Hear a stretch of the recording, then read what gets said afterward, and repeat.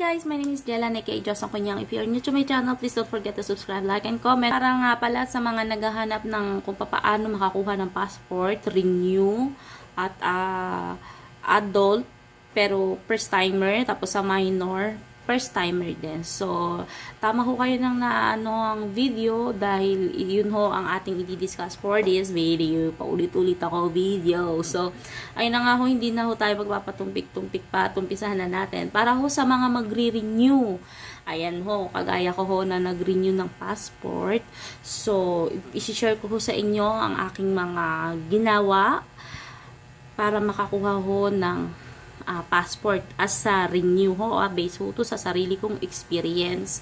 Okay, at saka sa experience din ho ng aking asawa. So, ayan na nga ho, medyo pinatila ko lang yung ulan kasi kanina ho malakas ang ulan kaya mahirap mag-video dahil baka hindi nyo ho ako maintindihan. Sana ho masubaybayan nyo at panoorin nyo mabuti para wala na ho kayong tanong, ganyan. Or kung may tanong man, pwede pa rin naman ho kayong mag-comment.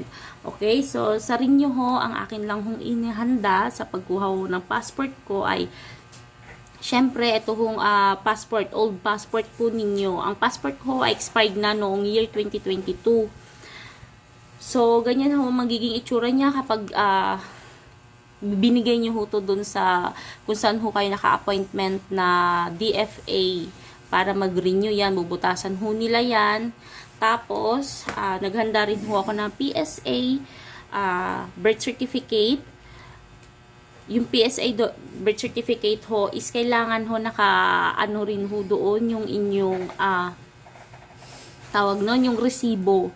Kasi ito lang ho, take note ko lang po para sa lahat ha. Kung may mga documents po kayo kagaya ng mga PSA, voter certification, yung mga resibo ho nun, wag nyo hong wawalain. Or mas mainam na naka-stapler po talaga doon sa inyong mga original copy ng inyong document. So, ayun na nga po, mabalik na tayo. So, ito ang aking handa, passport ko, yung old passport. At, meron din ho akong national ID. Yung printable lang ho to, yung papel hindi pa po to PVC. Nakapag ganito rin, naghanda rin po ako ng ganyan. Ayan. Tapos, voter certification.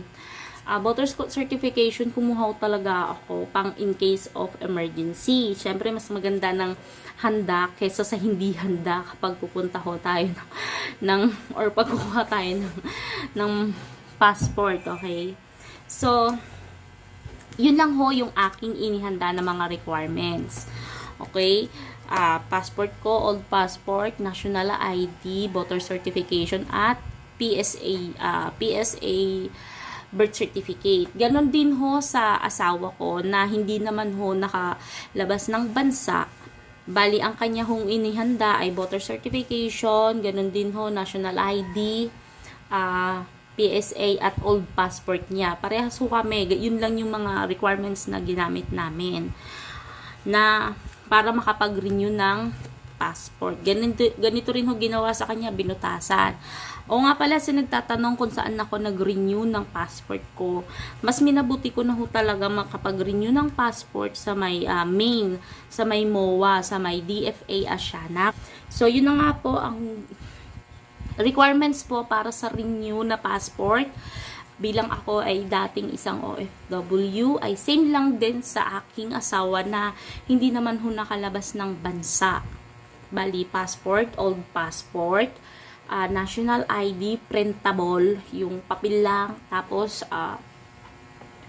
voter certification at PSA. Ang kinuha lang ho doon sa aking requirements, Xerox copy, ay yung harap ng passport, yung may mukha natin, at yun lang at saka yung iba pang yung pag mag-print ka ng ng passport, yung first page. Wait, tatanong ko asawa ko. Ano yung kinuha sa'yo? Xerox ng yun lang. Yun lang, no? Yun lang din ang kinuha sa kanya, yung old na Xerox ng lumang passport. Yun lang ho yung kinuha sa kanya. So, tsaka yung resibo nung pag nagbayad ka ng passport, yung pinapaprint. Yun, tinatatakan lang yun. So, yun lang po. Okay. So, para sa mga magre-renew ng passport, yun lang ho ang aking hinanda. Ayan. Susulat ko ho dyan. Ayan, yung mga yan. So, para naman ho sa adult na first timer, mga kuya, napakadali lang talaga. Sa totoo lang, lalo na kung nagpa-print ka ng national ID. Ayan, national ID, kahit ganito lang, yung papel lang. Opo, tama po kayo nang narinig. Kasi sa pamangkin ko ho, na adult ho siya, 28 years old, first timer lang siyang kukuha ng passport. Ang kinuha lang ho sa kanya ay original copy ng PSA. Opo, original copy po yung kinuha na PSA na may resibo. Yung pamangkin ko ho, kinuhaan ko ng voter certification.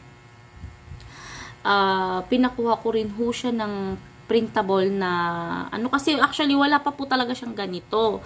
Pero binilinan ho siya doon sa amin, sa outlet namin na pag wala ho siya na-receive na text within 3 to 5 months, 3 to 2 months, ganyan. Pag wala ho siyang na-receive na text na galing sa national, PSA national, yung ganito nga sa ID, pumunta ho siya doon sa kanila ulit, bumalik ho siya para mag-inquire about dito. So, nakapagkuha siya kasi binigyan siya ng ganito. So, yun na nga.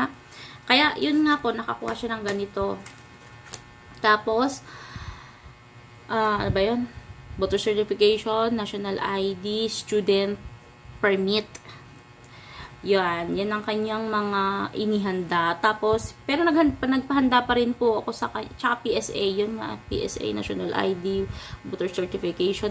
So, yun ho. Pero ho, ito ho ang kinuha sa kanya na requirements. Xerox copy ng national ID na printable at saka yung original copy ng PSA. Opo, yung sa national ID po niya, iniscan po yun. Siyempre, kung lumabas ho, ganyan, para mapatunayan kung ikaw ba talaga o peke ba. Siyempre, kasi kung tutusin, mabilis ho mapeke yung ganito natin, yung national ID ho natin, di po ba? Kasi print nga lang. So, ini-scan ho yun para mapatunayan kung sa inyo ho ba talaga iyon. So, yun lang ho yung sa kanya, kinuha. Opo. Tapos, yung voter certification, tinignan lang ho. So, nakapasado naman po siya. Yun ho yun.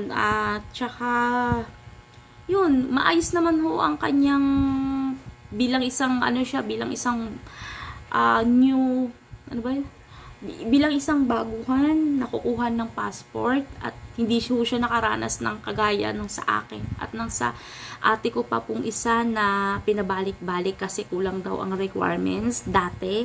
Ngayon medyo mas mabilis na ang proseso at magaan ho talaga, basta ho, masasabi ko lang din ho na syempre, kapag pupunta ho kayo sa mga ganons, lalo na kukuha ho kayo ng passport, mas maganda ho na kompleto na rin ho or may mga dala ho kayo na requirements na naka-xerox na rin para ho hindi ho sa gabal pag nandudoon ho kayo, mga original ang dala niya tas wala pa kayong xerox. Syempre, mas hassle po yun. Pag pupunta ho kayo sa mga ganito, kukuha kayo ng voter certification, NBI, mas maganda ho na complete na ho, with Xerox copy na ho ang ating dadalhin. Okay po ba yun? Diba? Mas maganda. O, ito naman po, para ho sa mga, ang tawag nito, minor. Yes, sa isa kong pamangkin. Kasi ito ho kami na umalis at kumuha ng passport. Ayan. So, ako ho at yung asawa ko, tas yung dalawa kong pamangkin. So, yung minor naman ho na 14 years old na aking pamangkin. Opo. Kami ho ng asawa ko ang nag-appointment nun sa mga pamangkin at sa sarili lang din ho namin kasi marunong naman po kami, di po ba? Madali lang naman po kung paano po mag-appointment niyan. Basta mas sigurado ho kayo. I mean, tama ho ang mga isusulat nyo sa inyong application form sa pagkuha ng passport. Okay? So, ayun na nga ho sa minor ko ho na pamangkin na 14 years old. Ang kanya lang ho, may nakalagay rin naman po doon kung ano yung mga requirements. Mababasa nyo na rin naman ho mismo sa DFA kung anong mga requirements para sa bata, sa mga minor. Unang-una na ho, ang PSA ng bata, original, original, pero syempre, mas maganda pag with Xerox copy. Tapos, marriage marriage certificate ng parents ng bata. Yan, pinabitbit ko po yun sa ate ko. Original with Xerox copy rin po. Tapos, yun nga, may resibo din, ganyan.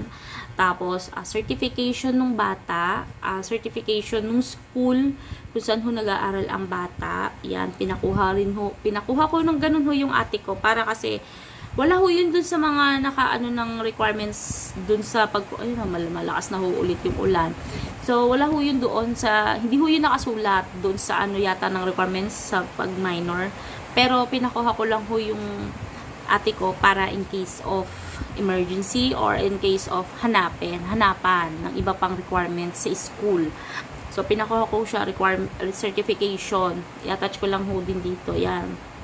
Tapos, school ID. Gawa nga ho na ngayon is pasukan pa lang. Bagong ano na yung pamangkin ko.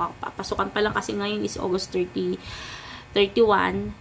Yes, August 31. So, baka mga September 2 ko na ho ito ma-upload, di ba? So, August 31.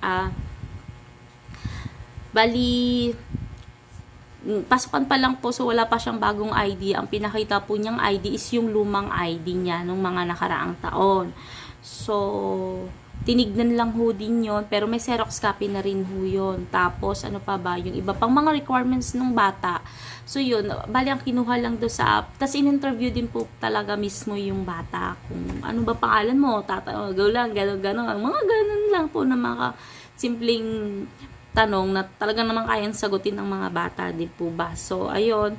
Tapos, kinuha o ang original copy ng PSA at marriage contract ng ate ko. Tapos, pinakita rin po pala yung national ID kasi may national ID rin po ang pamangkin ko na ang tawag nito na minor. Nawawala na ako na minor. So, kinuha rin po yung Xerox copy, tas ganun din po, in-scan. Tas yun, pag nandoon ho kayo, syempre naka-face mask kayo, ipapababain, papatunayan kung kayo ba talaga o hindi. Diba? Ganun naman po. So, yun ang ho yung mga kinuha sa kanya. So, all in all, this year is sobrang dali na kung makakuha ng passport. Basta siguraduhin nyo lang ho na may mga pang backup requirements po kayo in case na hanapan kayo. Kasi mas maganda na ho kung kukuha ho tayo ng passport, lalo na ho, madadali na nga lang ho talaga, mas madali na talaga makakuha ng passport ngayon, di po ba? Napakadali na lang kunin ng mga requirements. Lalo na kung sumusunod naman tayo sa mga nakalagay na reminders sa kukunin nating documents, yun. So, madali lang naman talaga siya. So, ayun lang. So, sana na-gets niyo yung sinasabi ko. This year talaga is sobrang dali lang kasi gawa nga ng, yun nga, yung sa pamangkin ko, hindi na siya hinanapan ng iba pang documents at requirements. So, mabilis lang, okay. At sa pamangkin ko din na isa na minor, mabilis lang din. Yun nga lang yung mga kinuha is original na PSA at marriage contract ng aking ate. Tapos, nga pala, yung ate ko is hinanapan siya ng ID. So, ID, government valid ID. So, hiningian siya. May national ID rin siya, PBC. So, ayun, PBC na po yun sa kanya. So, siya okay na siya kasi may PBC na siya. So, yun lang ho kanya mga pinakita. Dalhin nyo na lang din ho ang iba nyo pang mga, kung may anak ho kayo na gusto nyo kuhaan ng passport, mas maganda na magdala pa po kayo ng mas maraming ID kung meron kayo. Kagaya kung may driver license kayo, ganyan. Or kung may mga iba pa po kayo mga ID na government, ganyan. Maliban lang ho ang PhilHealth at TIN kasi hindi ho talaga siya parang sa passport na kukuha kayo ha. So, yun lang ho. Sana nakatulong ho ang acting video para magkaroon kayo ng idea kung papaano kumuha ng passport this year, 2023. So, yun lamang po. Sana nagustuhan nyo. Please give me thumbs up and comment pa po kayo kung may mga ano pa po kayo na mga tanong. Baka may mga tanong ho kayo na hindi ko ho nasabi sa video ko na ito. So, bye-bye! Paalam! So, ito ho ang aking last video para sa, syempre, pumunta tayo ng DFA Asiana na malapit sa MOA. Syempre, pasyal-pasyal na rin. Kasi maaga ho talaga natapos ang aming procedure kung paano makakuha ng passport. Mabilis lang ho. Actually, alas 12 ho ang aming time. Pero siguro gawa nga ng hindi naman ganun kadami yung tao. Maaga kami natapos. At namasyal kami. Nilakad namin simula sa DFA Asiana at sa MOA. So, ito na ho ang mga video clip and picture. So, mag-enjoy ho kayo. Sana, wag ho kayo mawala ng pag-asa. Kung gusto nyo hong kumuha ng passport, mag-research lang din ho kayo ng mag-research ng mga pwede nyo hong malaman kung paano ho makakuha ng passport. So, hanggang dito na lang ang video na ito. Bye-bye! Bye-bye! Guys, kagagaling lang namin sa DFA. So, nakapag-renew na ako ng aking passport. At ayan. Ate ko, yung kasama ko. Kasama namin. Galing kaming DFA Asiana. So, hi guys. Ayan, kakatapos lang namin kumuha ng passport. So, success naman. Alright. So, dalawa. Yan, nagtitingin-tingin sila ng mga sasakyan na gusto nilang bilhin. Char! Printan na lang kita ng sasakyan. Mag-print ka. Pangarap mo nagsasakyan. Anyong kasi anyong lupa, anyong tubig, anyong dak. So, ayan, nag-enjoy. So, successful naman. Okay na, Sai. Promise.